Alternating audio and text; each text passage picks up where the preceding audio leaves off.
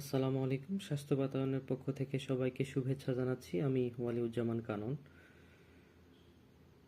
আমাদের দেশে বুকে ব্যথা হলেই সবাই প্রথমে ভেবে নেয় যেটা গ্যাসের ব্যথা।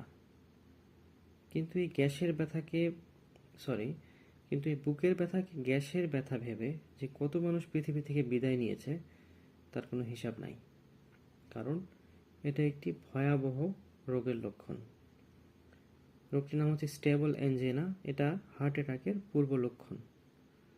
এটাতে হয় কি, যখন স্টেবল অ্যাঞ্জিনা যেটা, আপনি যখন কাজ করবেন বা হাঁটাহাঁটি করবেন তখন বুকে চাপ লাগার মতো ব্যথা অনুভব হয় এবং কিছুক্ষণ রেস্ট করলে ব্যথাটি কমে যায়।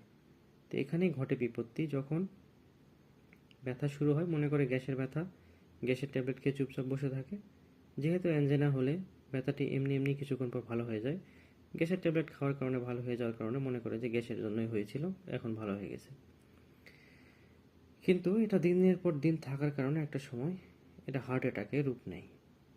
যখন হার্ট অ্যাটাক হবে আপনি বাঁচার জন্য খুব জোর হলে 2 মিনিট সময় পাবেন, এর বেশি না। এজন্য বুকে যদি ব্যথা হয় এটাকে অবহেলা না করে, গ্যাসের ব্যথা মনে না করে অবশ্যই হাসপাতালে গিয়ে একটা ইসিজি করবেন। খুব জোর হলে 150 টাকা 200 টাকা খরচ হবে এবং হাসপাতালের টিকিট কেটেই একজন ডাক্তারকে দেখাবেন। যদি কিছু ধরা পড়ে তো তার চিকিৎসা নেওয়া যাবে, আর যদি না ধরা পড়ে আলহামদুলিল্লাহ, অন্তত আপনার প্রাণটা বেঁচে যাবে। তাই বুকের ব্যথাকে কখনোই অবহেলা করবেন না, সময় মতো চিকিৎসা গ্রহণ করবেন। ধন্যবাদ।